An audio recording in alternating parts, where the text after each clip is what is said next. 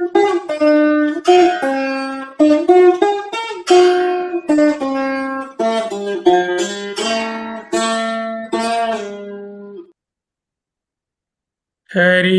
ఓం శ్రీ గురుభ్యో నమః. శాస్త్రం శారీరమీమాంసా దేవస్తు పరమేశ్వరః. ఆచార్యాః శంకరాచార్యాః సంతు మే జన్మజన్మని. ముండకోపనిషత్తు మననంలో ఉన్నాము. దీంట్లో 2 మంత్రాలను రెండవ ముండకంలో 2వ అధ్యాయంలో 2 మంత్రాలు చూశాము. 3వ మంత్రం మొదలు పెట్టాము. కొంచెం కొనసాగిద్దాం. చదువుతాను, జాగ్రత్తగా వినండి. ధనుర్గృహీత్వా ఉపనిషదం మహాస్త్రం. ధనుర్గృహీత్వా ఉపనిషదం మహాస్త్రం. శరం హి ఉపాసనా నిశితం సంధయీత అయం యతద్భావ గతేన చేతసా లక్ష్యం తదేవాక్షరం సౌమ్య విధి. సౌమ్య, ఓ ప్రియదర్శనుడా, ఓ సౌమ్యుడా, విధి లక్ష్యం తెలుసుకో. ఏమిటా లక్ష్యము?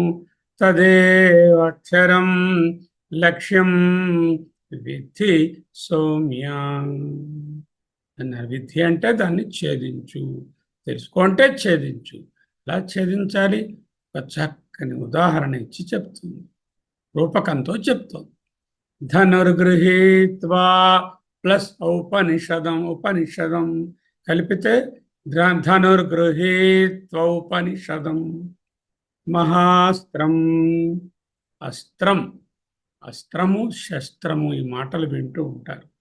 అస్త్రము అంటే శస్త్రాన్ని సంధించే ధనురాసనం. శస్త్రం అంటే బాణం. ఇక్కడ అస్త్రం అంటే ధనుసు. ఆ మహాస్త్రము ధనుహు గృహీత్వా ఉపనిషదం మహాస్త్రం. శరమేమిటి? ఉపాసనా నిశితం శరం హి. ఈ శరము ఉపాసనతో పదును చేయబడినది, షార్పెన్ చేయబడినది. ఏంటో చెప్పలేదు. ఏమిటది? ఉపాసనతో నిశితమైనటువంటిది ఏమై ఉంటుంది? బుద్ధితో కూడినటువంటి చిదాభాస లేక జీవాత్మ. సంధయిత. సో ఆ బాణం ధనుస్సు మీద ఇలా బాణాన్ని పెట్టు. ఇలా ధనుస్సు ఉంటే దాని మీద ఈ బాణాన్ని పెట్టు. ఆయమ్య, బాగా ఆకర్ష్య, వెనకులాగి, తద్భావగతేన చేతస. మనసు ఎక్కడుండాలి? తద్భావగతేన చేతస. తత్ అంటే ఆ బ్రహ్మము, ఆ అక్షరము. అక్షరము మీదే భావగతేనా, అక్కడే ఫిక్స్డ్ అండ్ వెరీ ఏకాగ్రంతో ఉన్నటువంటి చేతస, మనసుతో లక్ష్యం విద్ధి. తదేవ అక్షరం సౌమ్య, తదేవక్షరం సౌమ్య విద్ధి. ఇది చెప్పుకోవడానికి ముందు ఒక చిన్న ప్రియాంబుల్ కావాలి. ఒక ఆయన బాణం వేసి చేస్తున్నాడు అనుకోండి. సో ఇది బాణం, ధనుస్సు. ఇది వెంటి నారి, బాణం, యారు. ఇక్కడ ఏముంటుంది? టార్గెట్ ఉంది. ఈ వెనకాతలో ఒక ఆయన ఉన్నాడు. ఈ చేత్తో అది సంధిస్తున్నాడు. ఏమిటేమిటున్నాయి? టార్గెట్ ఉండాలి, లక్ష్యము. ధనుస్సు ప్రయోగించడానికి పరికరం ఉండాలి.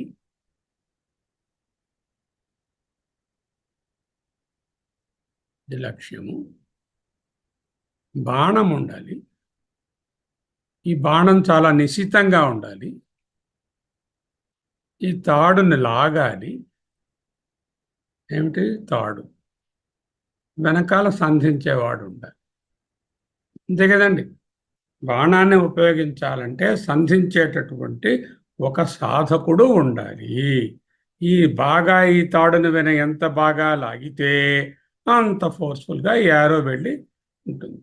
బాణం నిశితంగా ఎందుకు ఉండాలి? యారో ఇక్కడికి వెళ్ళి టార్గెట్లో గుచ్చుకొని ఈ టిప్పు ఆ టార్గెట్ ఒకటి అయిపోవాలి, అంతే కదా. ఆ టిప్పు టార్గెట్లో గుచ్చుకుపోతే మరి టిప్పు వేరే కనబడదు, ఆ టార్గెట్లో ఉండిపోతుంది. ఆ బాణం టుప్పుకొని ఇక్కడే పడిపోకూడదు, లేకపోతే దాన్ని తగిలిన వెంటనే అక్కడ పడిపోకూడదు. అంచేత అది స్ట్రైట్గానే ఉండాలి, నిశ్చితంగానే ఉండాలి. కరువుడుగా వంకర టింకరగా ఉండకూడదు, ఉండాలి. మళ్ళీ టార్గెట్ కూడా ఏది టార్గెట్లు అంతా బాణం పట్టుకులా కొట్టాడు అనుకోండి, వేరే వాడి చేతి బాణంలా ఇటో అటో వెళ్ళిపోతుంది. టార్గెట్ చాలా important. What are all the important things? One, the target. Two, the ధనురాసన టు ప్రొపెల్ ది బాణాన్ని ప్రయోగించడానికి. 2, 3 బాణము. 4 దాని క్వాలిటీ. 5 లాగడము. 6 సాధకుడు. ఈ 6 లక్షణాలను ఉపనిషత్తు వర్ణిస్తుంది, ఒక చక్కని రూపకంతో వర్ణిస్తుంది. రూపకం ఏమిటో చూద్దాం, మరి రాసుకుందాం. లక్ష్యం, ఆసనం, ధనురాసనం, బాణం, బాణం క్వాలిటీ. పుట్టి బాణం ఉంటే ప్రయోజనం లే, క్వాలిటీగా ఉండాలి. ఆ బాణం స్ట్రైట్గా ఉండాలి. తరువాత లాగడం, తరువాత సంధించేవాడు, వదలడం. ఇప్పుడు ఈ ఉపమానాలతో మనం ఈ విషయాన్ని మనం నేర్చుకోబోతున్నాం. ఎలా నేర్చుకుంటాము? ముందు ప్రతిపదార్థం చూద్దాం. ఔపనిషదం అంటే ఉపనిషత్తులు చెప్పే విధంగా ఉన్నటువంటి అక్షర బ్రహ్మ. ఉపనిషత్తుల్లో చెప్పనటువంటి అక్షర బ్రహ్మ అక్కర్లేమని. ఉపనిషత్తుల్లో చెప్పే పరావిద్య, అక్షర బ్రహ్మ, పరతత్వము, జ్యోతి ఏదైతే అంటామో ఆ అక్షర బ్రహ్మ. ఈ ఉపనిషత్తు అంతా అక్షరం అనే అంటుంది బ్రహ్మని. దీని తాలూకా మిర్రర్ ఇమేజ్ అయినటువంటి ప్రశ్నోపనిషత్తు కూడా అక్షరం అనే చాలా వరకు చెప్తుంది.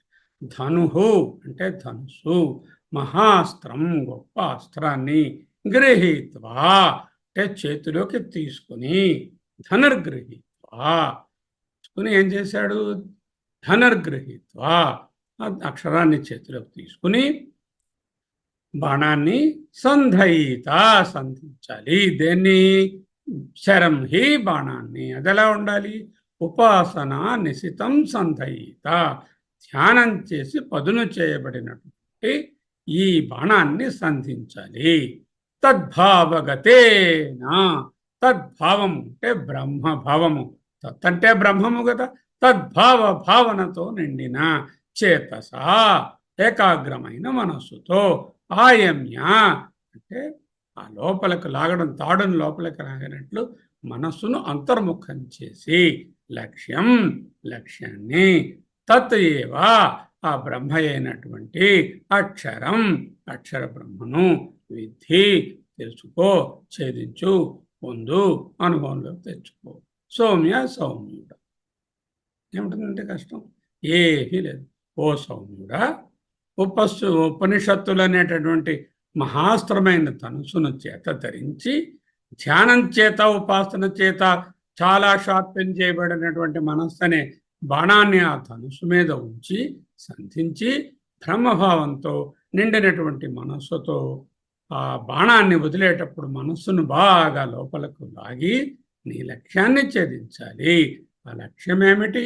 అదే అక్షర బ్రహ్మము. దానిని తెలుసుకో. ముందు మంత్రంలో బ్రహ్మని లక్ష్యము అని చెప్పబడింది కదా, దాన్ని పొందు. తద్వేద్ధవ్యం సౌమ్య విద్ధి అన్నది ముందు మంత్రంలో. తత్ అది వేద్ధవ్యం తెలియదగినది. సౌమ్య ఓ సౌమ్యుడా, జానథా విద్ధి తెలుసుకో అంటూ అక్కడ చెప్పారు. అవేద్ధవ్యం ఏమిటి? ఇదిగో ఇదే తద్వేద్ధవ్యం. ఆ వేద్ధవ్యమైనటువంటి బ్రహ్మను చక్కగా నువ్వు ఛేదించి పట్టుకో. లక్ష్యం అది కాబట్టి ఆధ్యాత్మిక సాధనానికి ఒక అందమైనటువంటి దృష్టాంతాన్ని, రూపకాన్ని చెప్పి శాస్త్రం మనకు బోధిస్తుంది. 3, 4 ఈ రెండింటిలో కూడా ముందుగా ధనుర్బాణాలు గురించి వస్తుంది. ఈ రెండిట్లో 2 ఉదాహరణలో కూడా ధనుర్బాణాలు అనేటటువంటి మనకు ఉదాహరణే వస్తుంది. ధనుస్సు బాణము, ధనుర్బాణము. లక్ష్యం ఏమిటి? చూడాల్సిన లక్ష్యం ఉండాలి. 2, ఆ లక్ష్యాన్ని వెళ్ళి ఛేదించేటటువంటి బాణం ఉండాలి. ఆ బాణం అక్కడికి వెళ్ళి తగిలిన తర్వాత లక్ష్యంతో ఒకటైపోవాలి. అక్కడ టుప్పుకొని పడిపోకూడదు. అంటే ఏమిటి? ముందు బాణం వేరు, లక్ష్యం వేరు. అది సాధన స్థితి, భేదం. ఆ తరువాత 2 ఒకటైపోయిన తర్వాత అభేదం. ధనుస్సు ఏమిటి? బాణం ప్రయాణం చేయాలంటే కొంత ప్రొపెలింగ్ ఫోర్స్నిచ్చేటటువంటి పరికరం ఉండాలి. ఆ పరికరం ధనుస్సు. ఇక్కడ బాణం తీరేమిటి? నిటారుగా ఉండాలి, క్రికెట్గా ఉండకూడదు. వంకర టెంకరగా ఉంటే టుప్పుకొని అక్కడే పడిపోతుంది. అది స్టిఫ్గా లేకపోతే చీపురు పుల్ల లేకపోతే కాటన్తో చేసిన విక్కు అవుతే అక్కడే పడిపోతుంది. దూరం ప్రయాణించాలంటే నిటారుగా ఉండాలి, స్టిఫ్గా ఉండాలి, పదునుగా కూడా ఉండాలి. లేకపోతే ఈ టిప్పు వెళ్ళి ఆ లక్ష్యాన్ని ముట్టుకున్న తర్వాత అక్కడే పడిపోతుంది. లక్ష్యంలో నిలబడదు, లక్ష్యంలో గుర్చుకోదు. చేత బాణం తీరు కూడా వర్ణించారు. ఈ బాణాన్ని సంధించే విలుకాడు లేక వ్యక్తి ఉండాలి. ఇప్పుడు మన దీంట్లోకి వచ్చేసరికల్లా ఏమిటో చూద్దాం. లక్ష్యం ఎవరు? పరమ. లక్ష్యం ఎవరు? ఇందాక రాసుకున్నాం కదా, దానికి ఎదురుగా రాదు. లక్ష్యం పరమాత్మ. లక్ష్యం అక్షరం అన్నారు ఇక్కడ, అదే పరమాత్మ. ధనురాసనము ఉపనిషత్తు, బాణము చిదాభాసతో కూడిన బుద్ధి అంటే జీవాత్మ. బాణం క్వాలిటీ నిశితం, బాగా పదును చేయబడినది, నిటారుగా ఉన్నది. ఇది ఉపాసన, ఇది కర్మయోగం. లాగడం ఆకృష్య అంటే మనస్సు అంతర్ముఖం చేయడం.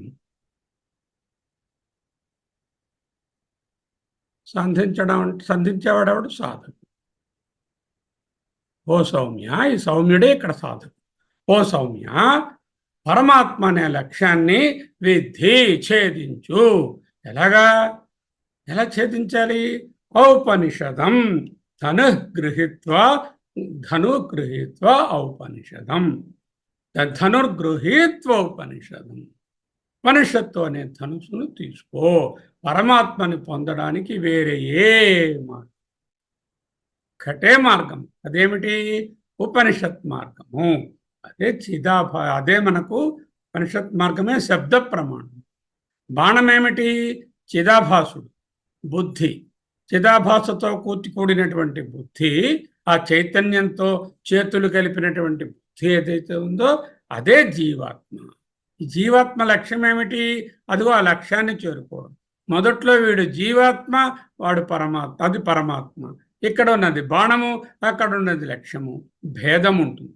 ఎప్పుడైతే జీవాత్మ వెళ్ళి పరమాత్మలో చేరిపోయారో ఈ జీవభావం పోయిందో, ఈ జీవాత్మలో ఉన్న ఆత్మ పరమాత్మ ఒక్కటే అని తెలిసేసుకున్నాడో, అంటే లక్ష్యము బాణము ఒకటైపోయాయో, అప్పుడు 2 లేవు. బాణం సరిగా ఉండాలి, నిటారుగా ఉండాలి, నిశ్చితంగా ఉండాలి, గట్టిగా ఉండాలి. అంటే నిటారుగా, బిగుతుగా, వంకర టెంకరగా ఉండకపోవడానికి ఏమిటి కావాలి? కర్మయోగం కావాలి. కర్మలు కాదు, కర్మయోగం కావాలి. కర్మయోగం అంటే ఏమో తెలుసుకోవాలి. నిశ్చితం చేయడానికి, పదును పెట్టడానికి ఏం చేయాలి? బుద్ధి పదునుగా ఉండాలి. అంటే సగుణ సాకార పరబ్రహ్మమును అంటే ఓంకారాన్ని ఉపాసన చేయాలి. లాగడం అంటే మనసును అంతర్ముఖం చేయాలి. ఈ విధంగా సాధకుడు లక్ష్యాన్ని సాధన చేయవచ్చు. అక్కటి మంత్రం చూడండి. లక్ష్యం పరమాత్మ, బాణం జీవాత్మ, ధనుసు ఉపనిషత్తు. అస్త్రం నిటారుగా ఉండడానికి కర్మయోగము, పదునుగా ఉండడానికి ఉపాసన యోగము. సాధకుడు అఫ్కోర్స్ సౌమ్య. ఇదిగో ఈ ప్రియదర్శనుడు సాధకుడు. అంటే అన్ని రకాలైనటువంటి సల్లక్షణాలు ఉండి, ముముక్షుత్వం కలిగి, గురుభయం అభిగచ్చేత్ శ్రోత్రియం బ్రహ్మనిష్టం సమిత్పాణి అన్నారు కదా, అటువంటి సాధకుడు. అయితే ఇక్కడ చిన్న డిఫరెన్స్ ఉంది. మామూలు బాణము ఇక్కడ ధనుసు దగ్గర ఉండి అక్కడ ఒక 1/2 కిలోమీటర్లోనో 200 మీటర్లోనో దూరంలో ఉన్నటువంటి లక్ష్యాన్ని ఛేదించాలి. అంటే ఈ బాణము ప్రయాణం చేయాలి. ఆ ప్రయాణము ఆ ప్రయాణించేటటువంటి దూరం ఇక్కడ ఏమిటి? అక్కడెక్కడో వైకుంఠంలో పరమాత్మ లేడు కదా, ఇక్కడే కదా జీవాత్మలో ఉన్నటువంటి ఆత్మయే పరమాత్మ కదా. అంచేత ఈ దూరం ఏమీ లేదు, దూరం ఏం లేదు, దూరం లేనే లేదు. అయితే ప్రయాణం ఉంది, దూరం ఉన్నా లేకపోయినా ఓ ప్రయాణం ఉంది. ఆ ప్రయాణం ఏమిటంటే శ్రవణ మనన నిధిధ్యాసలే ప్రయాణం. జీవాత్మ పరమాత్మల భేదము కర్మకాండలో ఉంటుంది, ఉపాసనలో ఉంటుంది. కర్మయోగం ద్వారా చిత్తశుద్ధిని పొందినటువంటి మనస్సు ఉంటే, ఉపాసన యోగం ద్వారా చిత్త ఏకాగ్రతను పొందినటువంటి మనస్సు ఉంటే ఈ ప్రయాణం సులభతరము. ఇక్కడ నిటారుగా ఉన్న బాణము అంటే కర్మయోగం అని, దాని తాలూకా ఫలితం ఏమిటంటే చిత్తశుద్ధి అని. ఉపాసనా యోగం ద్వారా అంటే చిత్త ఏకాగ్రతను పొందడం, అంటే సింగిల్ పాయింటెడ్ డివోషన్ అంటాం కదా. లక్ష్యాన్ని కొట్టేవాడు ఎలా ఉండాలి? కరెక్ట్గా టార్గెట్ తప్ప మరేం కనపడకూడదు. అంతటి ఏకాగ్రమైన బుద్ధి ఉపాసన ద్వారా వస్తుంది. ఉపనిషత్ అనేటటువంటి శ్రవణం వలన, మనన నిధిధ్యాసల వలన ఈ ప్రయాణం అతి సుగమం అవుతుంది. వెంటి నారిని ఎంత లోపలికి లాగితే బాణం అంత పవర్ఫుల్గా, అంత వేగరంగా, అంత సునిశ్చితంగా టార్గెట్ను గుచ్చుకుంటుంది. అలా మనసుతో విడువబడినటువంటి లక్ష్యానికి పక్క విడువబడినటువంటి ఈ జీవాత్మ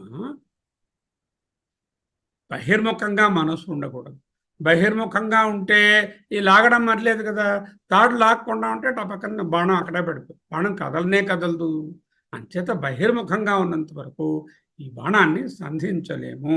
అంటే ఈ మనస్సును, ఈ జీవాత్మను పరమాత్మతో ఒకటి చేయలేము. అంతర్ముఖం అవడానికి సిద్ధం అవ్వాలి. ఏ కదా లలితా సహస్రనామంలో అంతర్ముఖ సమారాధ్య బహిర్ముఖ సుదుర్లభ. అంతర్ముఖ సమారాధ్య బహిర్ముఖ సుదుర్లభ. లలిత అంతర్ముఖంగా వెళితేనే దొరుకుతుంది, బహిర్ముఖంగా వెళితే దొరకదు అంటూ లలితా సహస్రనామం చెబుతుంది. మనిషిని బాహ్యంగా 5 విషయాలు లాగుతాయి. 5 అనేసరికల్లా మీరు వెంటనే అనుకుంటారు ఏదో చెవులు, ముక్కు, కళ్ళు, 5 ఇంద్రియాలు. నో, అది కాదు. 5 విషయాలంటే ఇక్కడ వస్తువులని కాదు, 5 ఫ్యాసెట్స్ ఆఫ్ లైఫ్. ఈ 5 ఫ్యాసెట్స్ ఏమిటి? 1 శరీరం. ఈ శరీరానికి సంబంధించినటువంటి ఆలన, పాలన, పోషణ, మేకప్, డ్రెస్సు, వస్తువులు కొనుక్కోవడం, వాటిని చూపించుకోవడం, షో, అదంతా అదొక పార్ట్ మన లైఫ్. రెండవది మనస్సు. ఈ మనస్సు కూడా రకరకాల ఆలోచనలతో, ఈ ద్వంద్వాలతో కొట్టుమిట్టాడుతూ మంచి చెడులతో ఉంటుంది మనస్సు. దీని దగ్గర నుంచి కూడా ఈ పని పక్కకి తీసేయాలి. మూడవది నేను, నా కుటుంబము, వాళ్ళ అభివృద్ధి, పెళ్ళడు, వాడు రావడము, వెళ్ళడము, అమెరికా నుంచి వచ్చాడు, అమ్మాయి అమెరికా వెళ్తుంది, నేను ఆవిడికి మూట కట్టి ఇవ్వాలి, నా మనవడు, వీడికి డయేరియా, ఇవన్నీ కుటుంబం. ఇక ఉద్యోగానికి సంబంధించినటువంటి విషయాలు, ఆ బాధ్యతలు, అవన్నీ. ఇంకేమైనా ఈ ఉద్యోగం ద్వారా, ఈ కుటుంబం ద్వారా ఏదైనా 4 పైసలు వెనక వేస్తే వాటిని శ్రేయస్సు, ప్రేయస్సు పొందడం కొంత బాధ, పొందిన దాన్ని దాచుకోవడం కొంత. అంటే మన జీవితంలో ముఖ్యంగా మనం విభజించి చూసుకుంటే, మనం చేస్తున్నటువంటి కర్మలు లేక క్రియలు అన్నీ కూడా శరీరాల ఆలనా పోషణ, మనసులో ఉన్న ద్వంద్వాలను సరిపెట్టుకోవడం, కుటుంబ వ్యవహారాలు, ఉద్యోగ వ్యవహారాలు, ఆస్తిపాస్తుల మేనేజ్మెంట్. ఈ 5 నుంచి దూరం చేయడమే అంతర్ముఖం చేయడము. ధనస్సు ఎంత బాగున్నా సరే, ఎంత పటిష్టమైనటువంటి ధనస్సు అయినా సరే, ఎంత గొప్ప ఉపనిషత్ బోధన అయినా సరే, ఈ బాణానికి తాడుని లోపలికి లాగకపోతే, అంటే మనస్సును అంతర్ముఖం చేయకపోతే, ఆహా ఎంత బాగా చెప్పారండి ఉపనిషత్తులో, ఎంత బాగా ఈ ఋషి గారు చెప్పారండి, శంకర భగవత్పాదులు సూపర్ అండి, ఆ చెప్పిన గురువుగారు చాలా బాగా చెప్పారండి, అక్కడితోనే ఆగిపోతుంది. అంతర్ముఖం చేయనటువంటి మనసు ఈ బాణాన్ని సరిగా ప్రయోగించలేదు. ఆ ధనస్సు నిరుపయోగము. వాళ్ళ చేతిలో ఉంటే అది ఓన్లీ శాస్త్ర పరిజ్ఞానమే తప్ప పండితం మన్యమానాహ్ అన్నట్టుగా అయిపోతుంది. లాగకపోతే బాణం అక్కడే ఉండిపోతుంది. చక్కని ఉదాహరణను మనకు చెప్పారు. ఇది ఇలా ఉండగా మనం కఠోపనిషత్తులో నేర్చుకున్నాం కదా, పరాంచికాని వ్యుతృణ స్వయంభూ తస్పరాన్ పశ్యతి నా అంతరాత్మ అంటూ నేర్చుకున్నాం. అంటే భగవంతుడు మనకు ఇంద్రియాలను బయటకు వెళ్ళేటట్టు చూశారు. తస్మాత్ పరాన్ పశ్యతి, కాబట్టి పైన వాటినే చూస్తుంది నా అంతరాత్మన్. కాబట్టి బై డిఫాల్ట్ ద ఇంద్రియాస్ and the mind go out, but we have to wilfully and tactfully నయేన వాటిని అంతర్ముఖం చెయ్యాలి. ఇంద్రియాలను బాహ్యపరంగా భగవంతుడు ఏర్పాటు చేశాడు, అందుకని బయట విషయాలను మాత్రమే చూస్తున్నాయి. కాబట్టి తస్మాత్ పరాన్ పశ్యతి నా అంతరాత్మ, లోపలకు వెళ్ళదు. ధనుర్గృహీత్వా ఉపనిషదం మహాస్త్రం, ఉపనిషత్ అనే గొప్ప ధనుస్సు అనే ఆయుధాన్ని తీసుకో. వేదాంత సాధకుడికి దీన్ని ధనుస్సుతో పోల్చారు ఉపనిషత్తును. ఎందుకు ధనుస్సుతో పోల్చారు? ఎందుకంటే ధనుస్సుతో పోల్చారు? ధనుస్సు ఏం చేస్తుంది? ఈ బాణాన్ని, లక్ష్యాన్ని ఒకటి చేస్తుంది. ఈ జీవాత్మను లేవు వేరే అని చెప్పి పరమాత్మతో కలుపుతుంది. కాబట్టి ఈ ఉపనిషత్తు అనే ధనుసు జీవ బ్రహ్మ ఏకత్వాన్ని బోధిస్తుంది. జీవ పరమాత్మలను ఏకం చేస్తుంది. రెండిటికి మధ్య దూరం లేదని నిరూపిస్తుంది. కఠంలోకి మన ఈశలోకి వచ్చినట్లయితే ఈశలో మనము చూడవచ్చు చక్కగా.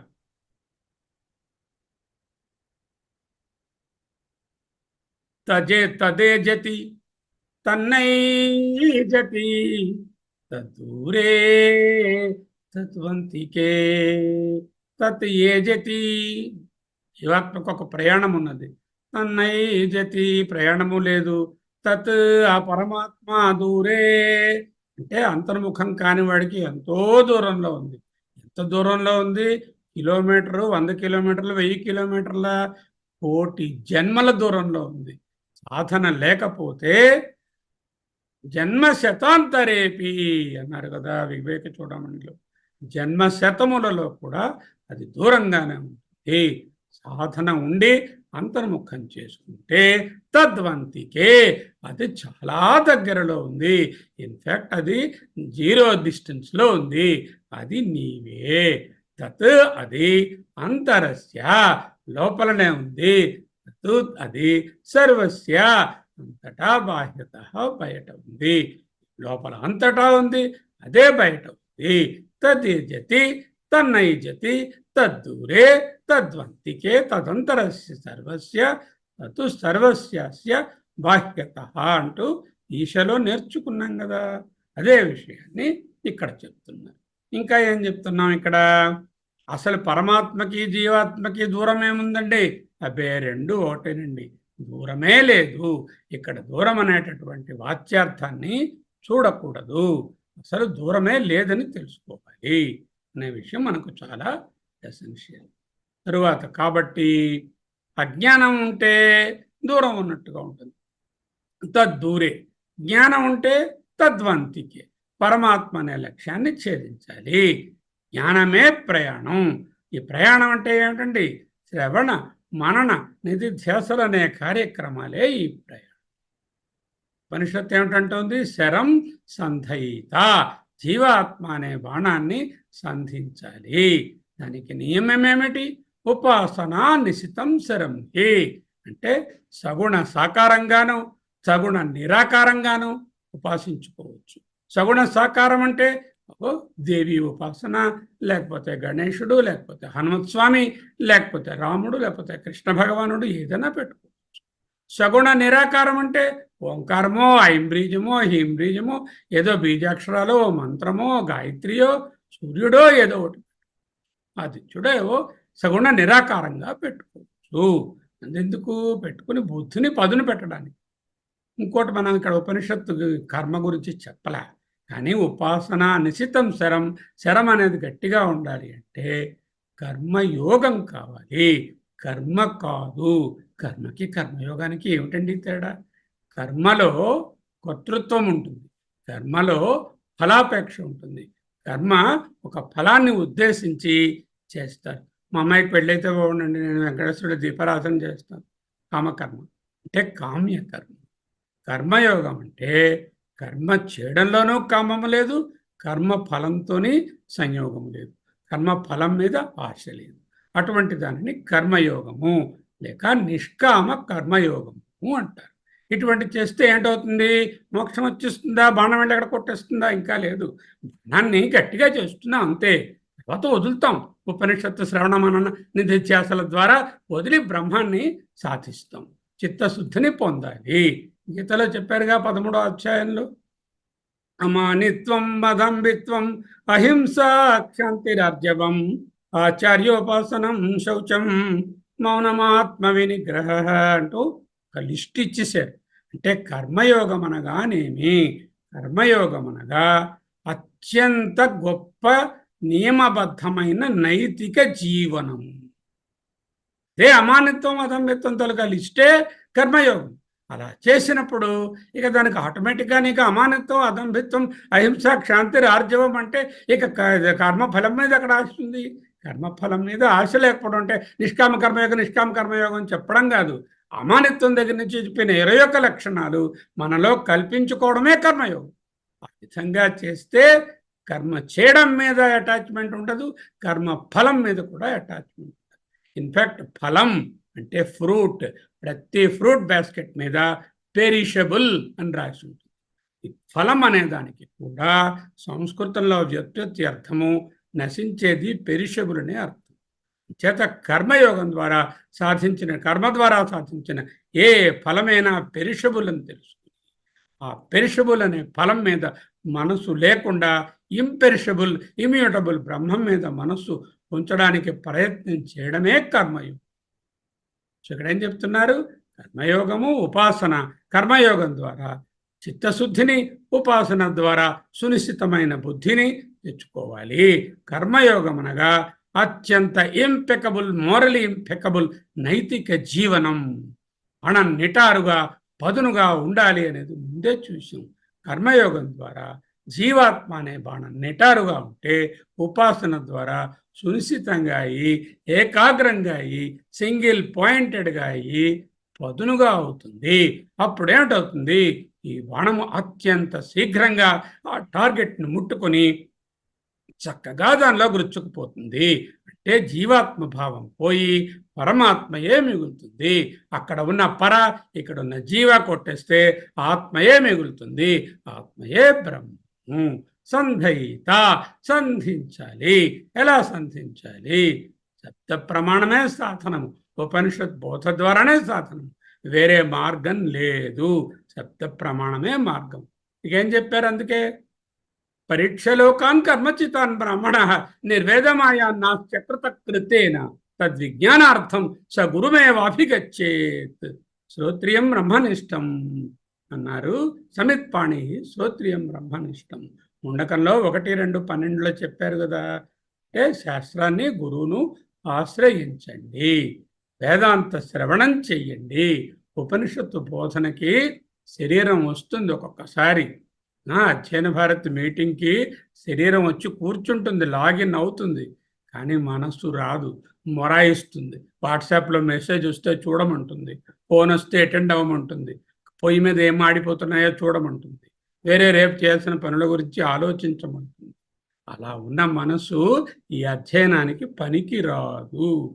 మనస్సును కూడా శరీరంతో పాటు తీసుకొచ్చి ఇక్కడికి పెట్టాలి. అదే ఏకాగ్రత, అదే మనసును కూడా లాగాలి, అదే ఆకృష్య, ఆయమ్య. తాత్కాలికంగా నిరంతరంగా సన్యాసంలో ఉండలేకపోయినా మనము అధ్యయనం చేస్తున్నప్పుడు, లేకపోతే ఆ పుస్తకాలు చదువుతున్నప్పుడు, ఆ ప్రవచనాలు వింటున్నప్పుడైనా సన్యాస భావనలో ఉండాలి.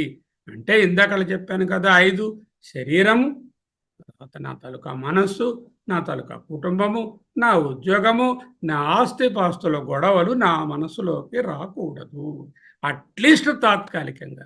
అలా తాత్కాలికంగా గంట అరగంట సాధన చేయగా తద్భావగతేన చేతసా వస్తుంది. అంటే ఏకాగ్రమైన చిత్తం ఏర్పడుతుంది. తద్భావ ఏదండి ఆ భావించవలసినది? బ్రహ్మభావనయే తత్వము. బ్రహ్మభావన మీద ఏకాగ్రత నిలపాలి. తదేవ లక్ష్యం విద్ధి సౌమ్య, అదే నీ లక్ష్యమని ఛేదించు. తదేవ అక్షరం లక్ష్యం విద్ధి, అదే అక్షరం, అదే ఏకం, అదే నిత్యం, అదే సారం, అదే సత్యం, అదే కారణం. కారణమన్నా, అక్షరమన్నా, బ్రహ్మ అన్నా, ఏకమన్నా, నిత్యమన్నా, సారమన్నా, సత్యమన్నా ఒక్కటి. ఓకే. కార్యం అంటే అనేకం, అనిత్యం, అసారం, అసత్యం, అనాత్మ అనేటటువంటిది మనకు తెలుసు. ఇదంతా కూడా బ్రహ్మము కానిది. అయితే 1:6 మంత్రంలో 1:6లో చక్కగా మనకు ఈ ముండకోపనిషత్తే బోధించింది. ఏమిటి బోధించింది? యత్ ఏదైతే, తత్ అద్రేశ్యం, అంటే not confined to any place, అగ్రాహ్యం, అగోత్రం, అవర్ణం, అచక్షు, అశ్రోత్రం, తదపాణిపాదం, నిత్యం విభుం సర్వగతం సుసూక్ష్మం, తత్ అవ్యయం యద్భూతయోనిం పరిపశ్యంతి ధీరా అంటూ 1:6 మంత్రంలో మనం నేర్చుకున్నాం. అటువంటి అక్షర బ్రహ్మాన్ని పట్టుకోవయ్యా అన్నారు ఈ 3వ మంత్రం. 4వ మంత్రం పోదాం. ప్రణవోధను శరో హి ఆత్మా బ్రహ్మ తల్లక్ష్యముచ్యతే అప్రమత్తేన వేద్ధవ్యం శరవత్.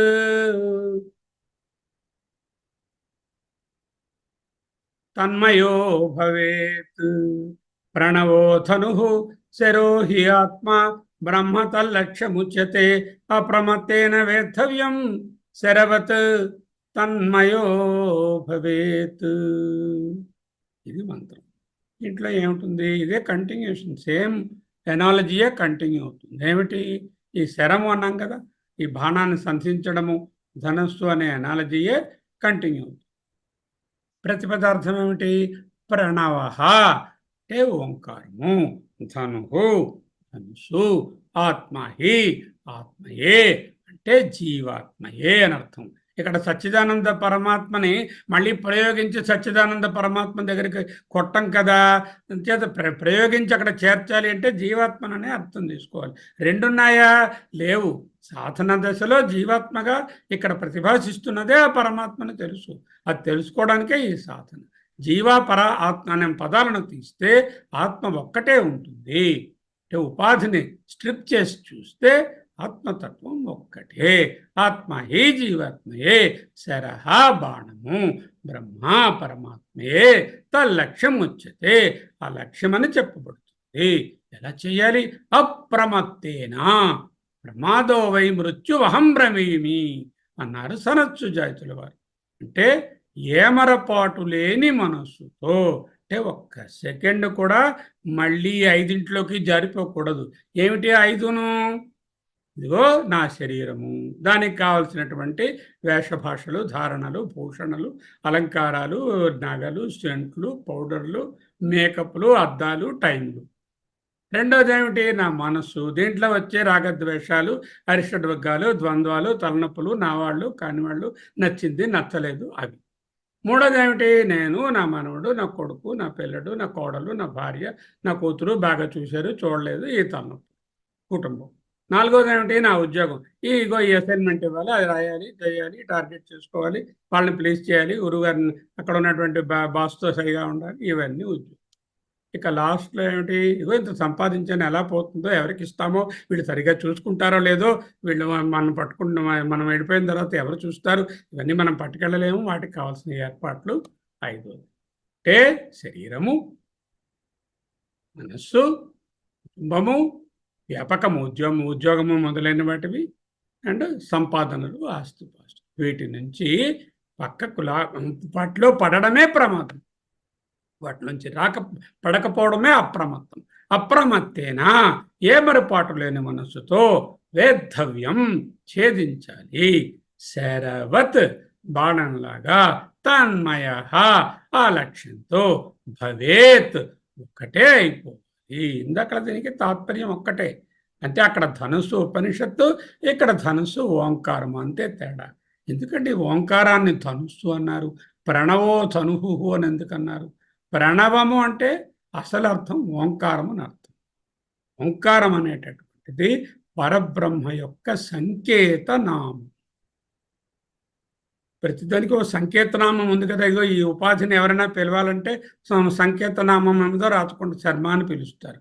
అలాగే పరమాత్మని సంకేత రూపంగా చెప్పాలి అంటే ఓంకారము. ఆ పరమాత్మ ఎక్కడ ఉన్నారు? ఔపనిషదం బ్రహ్మ, ఉపనిషత్తులలోనున్న బ్రహ్మను చూపించే సంకేతనామము ఓంకారం. అయితే అప్పుడు ఏమిటైంది? ఓంకారం ఉపనిషత్తుల సారము. అందువల్లే ప్రణవము అంటే వేదాంత శాస్త్రము అని లక్ష్యార్థము. ప్రణవము అంటే ఓం ఓం అని మీరు ప్రతీకగా అంటున్నా దాని లక్ష్యార్థమైనటువంటి వేదాంత శాస్త్రంలో చెప్పబడిన ఔపనిషద పురుషుడే అని అర్థం చేసుకోవాలి. శరహ, శరమేమిటి ఇక్కడ? అక్కడలాగే జీవాత్మయే. ఇప్పుడు సాధన ముగిసి ఆ లక్ష్యంలో చేరే వరకు ఈ జీవాత్మ వేరుగా తెలుస్తూనే ఉంటాడు. చిదాభాస ఉన్నంత వరకు జీవాత్మ ఉంటుంది. చిదాభాస లేకుండా చిత్తే మిగిలి ఉంటే జీవాత్మ పరమాత్మ ఐక్యత్వం లభిస్తుంది. బ్రహ్మత లక్ష్యం ఉచ్యతే. జీవాత్మ లక్ష్యం బ్రహ్మ. బ్రహ్మ దేనికి లక్ష్యము? తత్వ అంటే జీవాత్మకను. బ్రహ్మ తత్ జీవాత్మకు లక్ష్యం ఉచ్యతే, లక్ష్యంగా చెప్పబడుతుంది. ఏం చేయాలి శిష్యుడు గారు? వేద్ధవ్యం. బోధనని అర్థం చేసుకున్న తరువాత గురుగారు చెప్తారు, అది టార్గెట్ రా, ఇది ధనుసురా, ఇది బాణం రా, ఇలా పట్టుకోరా, ఇలా గురించి చాలా వదులురా అని ద్రోణాచార్యులు వారు నేర్పించినట్టు నేర్పిస్తారు. విడవవలసినది, టార్గెట్ని కొట్టవలసినది ఎవడు? మళ్ళీ వీడే. ఎలా ఛేదించాలి? అప్రమత్తేనా, ఏమరపాటు లేకుండా ఏకాగ్ర చిత్తంతో. వేదాంత బోధన ఒకసారి చేసి వదిలేసేది కాదు. గాలి పీల్చేది ఒక్కసారి చేసి వదిలేస్తామా? 24 గంటలు గాలి పీలుస్తుంది. అలాగే వేదాంత బోధన కూడా it should become bread and butter అంటారు కదా. It should be his breath అంటాం కదా. అది వాడి తాలూకా ఊపిరైపోయిందండి. అంటే నిరంతర సాధన. బాణం ఉంది, తీసి కొట్టాడు. టార్గెట్ అక్కడ ఉంటే ఇక్కడ పడింది, ఇంకోసారి కొడితే ఇక్కడ కొడితే ఆ పక్కనున్న మేకను కొట్టేసింది. ఇలా ఎక్కడెక్కడికో వెళ్ళిపోతూ ఉంటుంది మొదట్లో. తర్వాత సాధన చేయగా చేయగా కరెక్ట్గా 100కి 100 సార్లు ఆ టార్గెట్ని కొట్టడం వస్తుంది. దానికి కారణం ఎలా జరుగుతుంది? దానికి ఏమిటి? దానికి బేసిస్ వేదాంత బోధనయే నిరంతర సాధన. నిరంతరంగా సాధన చేస్తే ఈ చేతిలో ఉన్నటువంటి ఓంకారం అనే ధనుసు మీద ఈ జీవాత్మ అనే శరాన్ని పెట్టుకుని అప్రమత్తేన వేద్ధవ్యం. శరవత్ తన్మయో భవేత్. శరము తత్తు ఒకటే అయిపోవాలి. లక్ష్యంతో శరం లయమైపోవాలి. లక్ష్యం ఏమిటి? పరమాత్మ.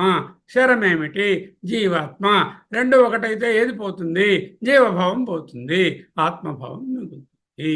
అంటే శరీర స్థాయికి దిగజారకూడదు. మళ్ళీ శరీరంలో ఇందాక చెప్పుకున్నాం కదా, శరీరము, మనస్సు, కుటుంబము, ఉద్యోగము, ఆస్తిపాస్తులు అన్నీ మీరు చూసుకోండి. మీ దగ్గర ఉన్నటువంటి కార్యకలాపాలు ప్రొద్దున్న లేచినవన్నీ కూడా ఈ 5 కేటగిరీల్లో ఏదో దాంట్లోకి వెళ్తాయి. వాటి మీద సమయాన్ని వేస్ట్ చెయ్యకయ్యా.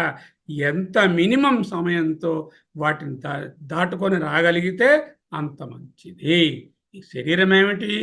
మన మానవ జన్మలో మనం వేసుకునే ఒక డ్రెస్ లాంటిది. అందుకని ఇక్కడ ఉన్నంతసేపు జీవితంలో నాటకం తెలుసుకుని ఒక పాత్రలా భావించాలే తప్ప ఆ జీవితంతో మమైకం చెందకూడదు.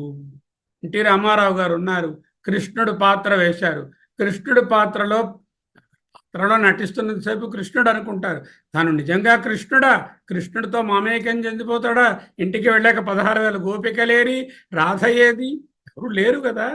మమైకం చెందకూడదు, బ్రహ్మనిష్టలో నిలవాలి. శంకర భాష్యంలో ప్రత్యేకమైనటువంటి కొన్ని మాటలు చెప్పారు. ఏదైనా కష్టమైతే జీవితంలో దానికి సులభమైన ఉపాయం ఏమిటి అంటే ఓంకారోపాసన, ఓంకార ధ్యానము అంటున్నారు. అంటే ఏదైనా కష్టంగా ఉందనుకోండి, ఓం, అందుకే మనం అంటే హరి ఓం, హరి ఓం, హరి ఓం అంటే మన పనిని సులభతరం చేసుకోవడానికి అంటున్నాం. ఓం అన్నది అదే మంత్రం, మంత్రంలో ఒక భాగం కూడా. కేవలం ఓంకార ధ్యానం చేస్తే సరిపోతుందా? ఓంకారం ద్వారా పరతత్వాన్ని దర్శించాలి. ఓంకారం ప్రతీక, లక్ష్యం ఏమిటి? ఉపనిషత్ పురుషుడు, పరతత్వము. ఎందుకంటే ఓంకార ఉపాసన చేయగా చేయగా ఇందాకలా చెప్పుకున్నటువంటి 5 రకాల డిస్ట్రాక్షన్స్ తగ్గి వైరాగ్యాన్ని పెంచుతుంది. భాషాపరంగా చూస్తే ఓం అనేటటువంటి పదానికి ధాతువు ఔ, ఆ ఏ వి. ఔ ఔ అంటే అవతి అంటే రక్షతి, అవనము అంటే రక్షణ. ఓంకారము వ్యుత్పత్త్యర్థంగా భాషాపరంగా సంస్కృత పదంగా తీసుకుంటే అవతి అని అర్థం వస్తుంది, రక్షతి అని అర్థం వస్తుంది, కాపాడేది అని అర్థం వస్తుంది, మంగళ సూచకం. శబ్దపరంగా తీసుకుంటే భాషాతీతంగా ఉండి దేవుడికి ఒక పదం ఉండాలి కదా, ఒక సంకేత నామం ఉండాలి కదా, ఒక రహస్య నామం ఉండాలి కదా, అదే ఓం. ఈ పదానికి పదం ఉండాలి అంటే పదానికి శబ్దము కదా, ఈ శబ్దానికి కొన్ని అక్షరాలు ఉండాలి. ఇక్కడున్న అక్షరాలు ఏమిటి? ఆ, ఉ, మా. ఇదందరికీ తెలిసినదే. రేపుసారి ఆ ఉమా అంటే ఓంకారం తెలిసిపోతుంది. కానీ ఈ ఓంకారం ద్వారా పరబ్రహ్మను పట్టుకోవాలి అనేది మర్చిపోతాం. అంటే ఆ, ఉ, మా అక్షరాలు కలిస్తే ఓం అవుతుంది. ఆ అన్నది మొట్టమొదటి శబ్దం, నోరు తెరవగానే ఆ, నోరు మూస్తే మా. మధ్యలో ఉండేటటువంటి శబ్దాలన్నీ ఊ. ఆ నుంచి మా వరకు ఉన్నవన్నీ శబ్దాలు ఊ. ఆ ప్లస్ ఊ కలిస్తే ఓ. మహా, ఆ అంటే మహా, ఊ అంటే ఉన్నతి, ఆ ప్లస్ ఊ ఈజ్ ఈక్వల్ టు ఓ ఈజ్ ఈక్వల్ టు మహోన్నతి. ఇంకా మా అనేది శబ్దాన్ని క్లోజ్ చేసేటట్టు. తరువాత మళ్ళీ ఒక చిన్న అర్థమాత్ర ఓం అని వస్తుంది. అర్థమాత్ర ఏమిటంటే ఇది కూడా తెలుస్తుంది. వేదార్థం ఏమిటి? సృష్టి, స్థితి, లయ కారణం. ఓం శబ్దంలో జగత్తు ఉంటే ఓం పలికాక ఏర్పడే నిశ్శబ్దంలో బ్రహ్మ ఉంది. మళ్ళీ ఓం అనడంలో మళ్ళీ జగత్తు సృష్టి ఉంది. 2 ఓములను ఉచ్చరిస్తే ఓ, ఓ. ఓం అంటే జగత్తు సృష్టి, ఆ మధ్యలో ఉన్న గ్యాపు బ్రహ్మలో లయమవడం, మళ్ళీ మళ్ళీ ఓ అన్నప్పుడు మళ్ళీ సృష్టి. ముండకోపనిషత్తులో ఓంకారాన్ని ఈ విధంగా బ్రహ్మ అనే దీంట్లో ఇంకా చెప్తారు. త్రికాలాలలో ఉన్నది ఓంకారం, త్రికాలలో ఉన్నది బ్రహ్మ. అందువల్ల ఓం బ్రహ్మకు ప్రతీక. Om is equal to Brahma, but atma is equal to Brahma. So Om is equal to atma. Om అంటే బ్రహ్మము, ఆత్మ అంటే బ్రహ్మము, కాబట్టి ఓం అంటే ఆత్మ అని అర్థం. అందువల్ల వస్తుంది. అంటే ఇదే చెప్తున్నారు మాండూక్యోపనిషత్తులో ఈ విధంగా వస్తుంది. ఆ, ఉ, మా. ఆ అంటే జాగ్రత్త అవస్థ, విశ్వడు. సమష్టిలో అవుతే విరాట్, వ్యష్టిలో అవుతే విశ్వడు. ఆ జాగ్రత్త అవస్థ, వ్యష్టి విశ్వడు, సమష్టి విరాట్. ఊ అంటే స్వప్నావస్థ, వ్యష్టిలో తైజసుడు, సమష్టిలో హిరణ్యగర్భుడు. మా అంటే సుషుప్తి అవస్థ, వ్యష్టిలో ప్రాజ్ఞ, సమష్టిలో ఈశ్వర.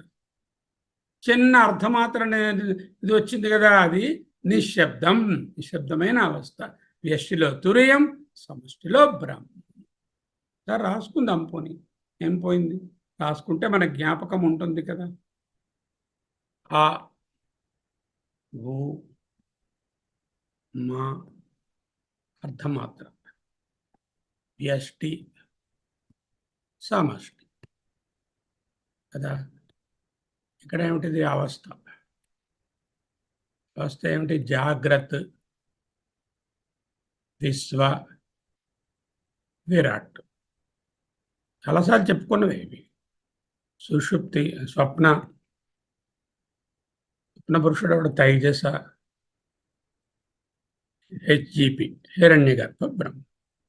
తర్వాత సుషుప్తి, సుషుప్తిలో ప్రాజ్ఞ, ఈయన పేరు ప్రాజ్ఞుడు. ఇక్కడికి వస్తే ఈశ్వరుడు, కారణ శరీరం కదా. అర్ధమాత్ర నిశ్శబ్దం, తురీయం, బ్రహ్మ. ఈ టేబుల్ జ్ఞాపకం. ఓకే. ఆ ఓ మా అర్థరూపాలకు మాండూక్యంలో ఇచ్చినటువంటి వివరణ నా స్వకపోల కల్పితము కాదు. మాండూక్యంలో ఏమి ఇవ్వబడినదో అదే. ఓం అంటే సగుణ ఈశ్వరుని సూచిస్తే అర్థమాత్ర నిర్గుణ పరబ్రహ్మాన్ని సూచిస్తుంది. ఓ అంటే ఓంలో ఉన్నటువంటి ఆ సగుణ పరబ్రహ్మాన్ని నిర్గుణంగా నిశ్శబ్దంగా చూడడం. ఓం అంటే ఈశ్వరుడు కాబట్టి, ఈశ్వరుడు అంటే ఉపాసన రాజు కాబట్టి ఓంకారం అనేది ఉపాసనలకు రాజు అంటూ మనం నేర్చుకుంటాం. ఈ ఉపాసనల వలన ఏమొస్తుందండి? ఏకాగ్రత వస్తుంది, మనస్సు శుద్ధమవుతుంది, చాలా సింగిల్ పాయింటెడ్ డివోషన్ వస్తుంది, ఈశ్వర అనుగ్రహం కలుగుతుంది, ఆటంకాలు తొలగుతాయి, ఆనందం కలుగుతుంది. ఏ విషయాన్ని మనం కఠోపనిషత్తులో నేర్చుకున్నాం. ఏమిటి నేర్చుకున్నాం కఠోపనిషత్తులో? ఏతద్యేవ అక్షరం బ్రహ్మ, ఏతద్యేవ అక్షరం పరం, ఏతద్యేవ అక్షరం జ్ఞాత్వా యో యదిచ్ఛతి తస్య తత్. ఏతద్యేవ అక్షరం బ్రహ్మ, ఏదైతే అక్షర బ్రహ్మ అంటున్నావో అది ఇదే. ఏతద్యేవ అక్షరం పరం అంటే అక్షరం బ్రహ్మ అంటే మొదటి అక్షరం అంటే జగత్ కారణమైనటువంటి హిరణ్య గర్భత. ఏతద్యేవ అక్షరం పరం అంటే పరబ్రహ్మ. ఏతద్యేవ అక్షరం జ్ఞాత్వా, ఈ అక్షరాన్ని తెలుసుకుని రెండు రకముల బ్రహ్మలు, ఒకటి సగుణ బ్రహ్మ, రెండవది నిర్గుణ పరబ్రహ్మ. ఇదే సగుణ పరబ్రహ్మము, ఇదే నిర్గుణ పరబ్రహ్మము. ఏతద్యేవ అక్షరం జ్ఞాత్వా, ఈ అక్షరాన్ని తెలుసుకుంటే యో యత్ ఇచ్చతి తస్య తత్. సగుణ ఉపాసనలు చేసుకునే వాళ్ళకు ఓంకారము, నిర్గుణ పరబ్రహ్మాన్ని పొందాలంటే దానికి యో ఏది ఇచ్చతి, ఎవరు ఏది కోరుకుంటే తస్య వారికి తత్, అది ఆ విధంగా అవుతుంది. అంటే this is a 2 in 1. It can be an upasana, it can be a jnana also. It can be a saguna upasana, సగుణ సాకార, సగుణ నిరాకార ఉపాసన, లేకపోతే నిర్గుణ పరబ్రహ్మ జ్ఞానము. ఏతదాలంబనం శ్రేష్టం, ఏతదాలంబనం పరం, ఏతదాలంబనం జ్ఞాత్వా బ్రహ్మలోకే మహీయతే. ఏతదాలంబనం శ్రేష్టం అంటే సగుణ బ్రహ్మ, ఏతదాలంబనం పరం అంటే నిర్గుణ బ్రహ్మ. ఏతదాలంబనం జ్ఞాత్వా, ఈ ఆలంబనాన్ని పూతకర్రను పట్టుకుని వెళితే, మనం పడవ ఎక్కాలనుకోండి, అక్కడ పూత కొయ్యి ఉంటుంది, అది పట్టుకుని ఎక్కుతాం, లేకపోతే కాలు జారి నీళ్ళలో పడతాం. అలాగే గోదావరిలో స్నానం చేయాలంటే ఒక కర్ర పట్టుకుని స్నానం చేస్తాం, లేకపోతే కొట్టుకుపోతాం. ఇది ఆలంబనం దేనికి? సగుణ సాకారానికి, సగుణ నిరాకారానికి, నిర్గుణ నిరాకారానికి, అన్నిటికీ కూడా ఇదే నీకు ఆలంబనం. జ్ఞాత్వా, దీన్ని తెలుసుకుంటే బ్రహ్మలోకే మహీయతే, బ్రహ్మలోకంలో గొప్పవాడు అవుతాడు, బ్రహ్మభావాన్ని పొందుతాడు. కథలో నేర్చుకున్నాం అదే విషయాన్ని ఇక్కడ కూడా ఈ ఉపనిషత్తు కూడా చెప్తుంది. ఇక్కడితో 3-4 మంత్రాలు అయినాయి. ఒక్కసారి 3వ మంత్రము 4వ మంత్రము కూడా చదువుకొని మనము ఈ అధ్యయనాన్ని ముగించుకుందాం. ఆ వెనకాతలు మనకు ఏమైనా సందేహాలు ఉంటే అవి కూడా మనం ఒకసారి చర్చించుకుందాం. మొదటి మంత్రం నుంచి చదువుతాను 4 మంత్రాలు. పుస్తకం ఉన్నవాళ్ళు జాగ్రత్తగా చూడండి, విరుపులు పద విచ్ఛేదనలు చూసుకోండి. ఆవిహి సంనిహితం గుహాచరం నామ, ఒకటే పదంగా పలకాలి. గుహాచరం నామ మహత్ పదం అత్రైతత్ సమర్పితం. ఏజత్ ప్రాణత్ నిమిషత్ చ యదేతజ్జానథ సదసద్వరేణ్యం పరం విజ్ఞానాత్ యద్వరిష్టం ప్రజానాం. ఇది మొదటి మంత్రం. రెండవ మంత్రం ఏమిటి?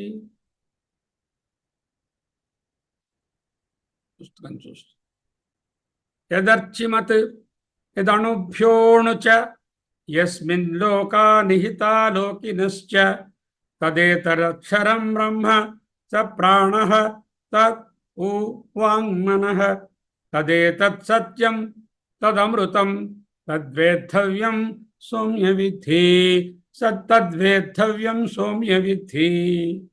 తర్వాత ధనుర్గృహీత్వా ఔపనిషదం మహాస్త్రం శరం హి ఉపాసనా నిశితం సంధయీత ఆయమ్య తద్భావ గతేన చేతసా లక్ష్యం తదేవ అక్షరం సౌమ్య విద్ధి. నాలుగోది ప్రణవో ధను ప్రణవో ధను శరో హ్యాత్మా బ్రహ్మ తల్లక్ష్యముచ్యతే అప్రమత్తేన వేద్ధవ్యం శరవత్ తన్మయో భవేత్.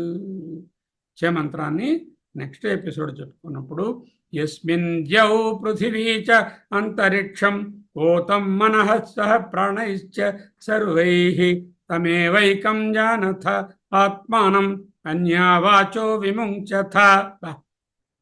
అమృతస్యైష సేతుః అన్యా వాచో విముంచథ. ఇందాకలా చెప్పినటువంటి డిస్ట్రాక్షన్స్ అన్నిటి నుంచి దూరంగా వెళ్ళవయ్యా, మిగతా మాటలను కట్టి పెట్టవయ్యా, అన్యో వాచో విముంచథ అన్నారు కదా. చూద్దాం దాన్ని వచ్చేసారి. ఇక్కడతో ఏదైనా స్పందనలు ఉంటే తెలియజేసుకుందాం. ఒకసారి మనము దీన్ని అందరికీ ఓపెన్ చేస్తాము. Okay, open.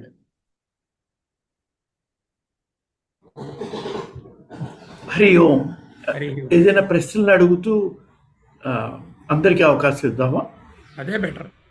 ఇక్కడ మొదటి మంత్రంలో ధనుర్బాణాలతో కంపేర్ చేశారు. మొదటి మంత్రంలో ధనుస్సు ఏది? ఉపనిషత్ లో చెప్పబడిన పరబ్రహ్మ, ఉపనిషత్ విద్య, ఉపనిషత్ బోద్ధవ్యం. ఉపనిషత్తులో ఏది చెప్పారో అదే ధనుస్సు.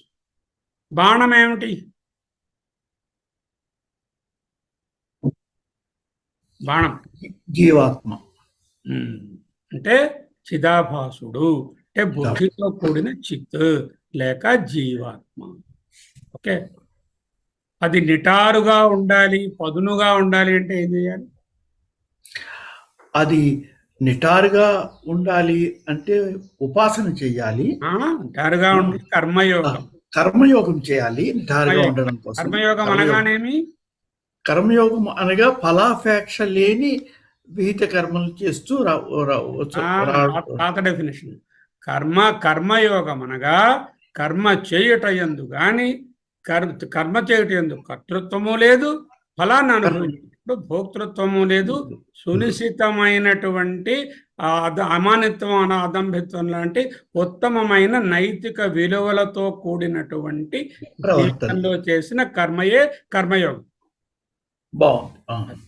అంటే ఆ విలువలు లేకుండా నాకు ఫలాపేక్ష లేదండి, నాకు ఇది లేదు, ప్రయోజనం లేదు, విలువలు చాలా ఇంపార్టెంట్. అది ఆ బ్యాక్ డ్రాప్ మీద నిలబడి ఈ కర్మ చేయడాన్నే కర్మయోగం. కర్తృత్వం భోక్తృత్వం రెండూ లేకుండా భోక్తృత్వం అంటే ఫలాన్ని అనుభవించాలి, రెండు చోట్ల ఇచ్చలేదు. ఈశ్వరార్పితం నేచ్ఛయాకృతం.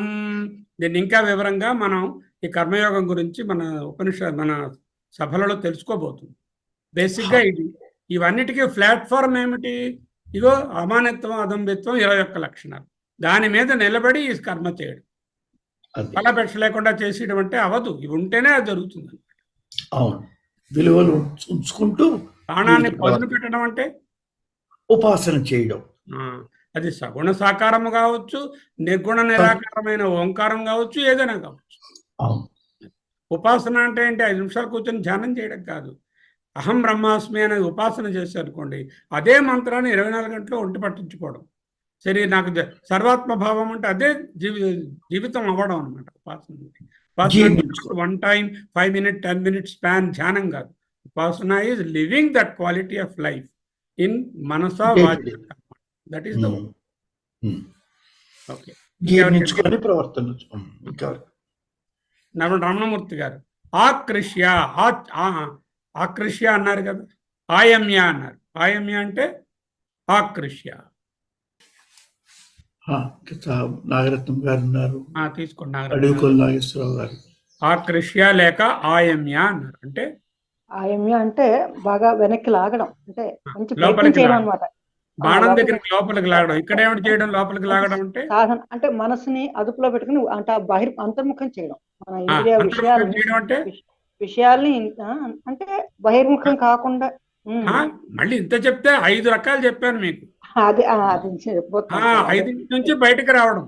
అదే ఆ శరీరము, అంతర్ముఖం చేయడం. మనస్సు, శరీరము, మనస్సు, ఆ తర్వాత నేను నాది అనే మోహం, నేను నాది అనే భావం ఉంటుంది కదా, ఆ మోహాన్ని వదులుకోవాలి. బాధ్యతలు ఏదో ఉద్యోగం మరొకటి అనుకుంటారు. శరీరము, మనస్సు, కుటుంబం, కుటుంబం ధన సంపాదన, వృత్తి, అవి లాస్ట్ లో ఆస్తిపాస్తులు పెట్టు. ఆస్తుపాస్తులు దాచుకోవడం అలాంటివన్నీ కొన్ని వదులుకొని కార్యక్రమాలన్నీ వీటిలోనే ఉంటాయి. శరీరం అంటే అన్నం వండుకోవడం, అది శరీరానికి సంబంధించిందే కదా. ఇలా అన్ని క్లాసిఫై చేస్తే అందులోకి వస్తాయి. ఈ 5 నుంచి దూరంగా ఉండడమే అంతర్ముఖం అవడం. మనసుని అంచేత అంతర్ముఖం చేయాలి, వాటిని బహిర్ముఖం చేయకుండా. అలా అంటే ఎందుకు అదే మీరు ఆయమ్యం అంటే మనస్సు సాధన. బాణంతో ఎందుకు పోల్చారు? మనస్సు వెళ్ళి అంటే బాణం లక్ష్యాన్ని ఛేదించుకోవడం అంటే అక్కడ దాంతో ఉండాలి, కలిసిపోవాలి, ఏకం అయిపోవాలి. పట్టుకోలేదు మీరు. మనస్సు అనేది బాణాన్ని లక్ష్యంతో కలుపుతుంది. లక్ష్యంతో కలపాలి. అదే జీవాత్మ పరమాత్మ అంటే ఉపనిషత్తు జీవాత్మని పరమాత్మతో ఐక్యం చేస్తుంది. క్లియర్ గా వచ్చేయాలి ఆన్సర్. ఎందుకు ధనుస్సుతో పోల్చారు? ధనుస్సు ఉపనిషత్తు ధనుస్సు ఏం చేస్తుంది? బాణాన్ని సంధించడానికి ఉపయోగించి ఆ బాణాన్ని లక్ష్యంతో కలుపుతుంది. ఇక్కడ ఉపనిషత్తు జీవాత్మను పరమాత్మతో కలపడానికి ప్రయత్నం చేస్తుంది. అర్థమైందా? అలా క్లియర్ గా ఉండాలి ఆన్సర్స్. రెండోది, ఇక్కడ ప్రయాణం ఏమిటి? అక్కడ బాణానికి ప్రయాణం ఉన్నది, ఇక్కడ ప్రయాణం ఉన్నదా? ప్రయాణం అంటే పరమాత్మ ప్రయాణం లేదు. ఉపాసనే. పరమాత్మ మీరు ప్రయాణం ఒకటే. అంటే ఏం లేదు, ప్రయాణం అంటే ఏం లేదు, ఉపాసనతోటి భగవద్ధ్యానంలో ఉండమే. తదేజతి తన్నయజతి తద్దూరే తద్వంతికి. అదే ఈ సంవత్సరం అదే మంత్రం. తెలుసుకుంటే దూరమే లేదు, తెలుసుకోకపోతే 100 జన్మల దూరం ఉంది. 100 జన్మల దూరం, నాట్ 100 కిలోమీటర్లు. తెలుసుకోనంత వరకు ఎన్ని జన్మలైనా దూరమే. తెలుసుకుంటే అసలు దూరమే లేదు. తద్దూరే తద్వంతికి.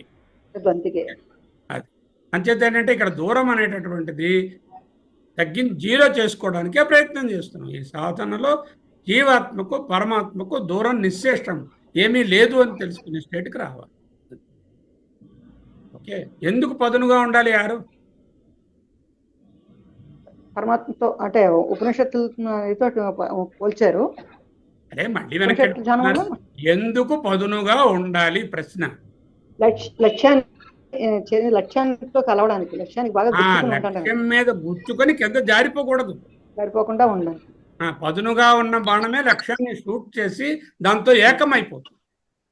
ఈ జీవాత్మ పరమాత్మతో ఏకం అవ్వాలి అంటే ఆ పదును ఉంటేనే ఏకమవుతుంది, లేకపోతే అవ్వదు. To merge with the target. Correct. మమైకం అయిపోవడం అంటే ఆ జీవాత్మ పరమాత్మ ఒకటైపోవడం. To merge with the target, the arrow must be very sharp. If it is a blunt arrow, it just touches the target and falls down. And it will అక్కడ నిలవదు. పరమాత్మ దగ్గర జీవాత్మ నిలవదు, మళ్ళీ కార్యక్రమాల్లో పడిపోతుంది.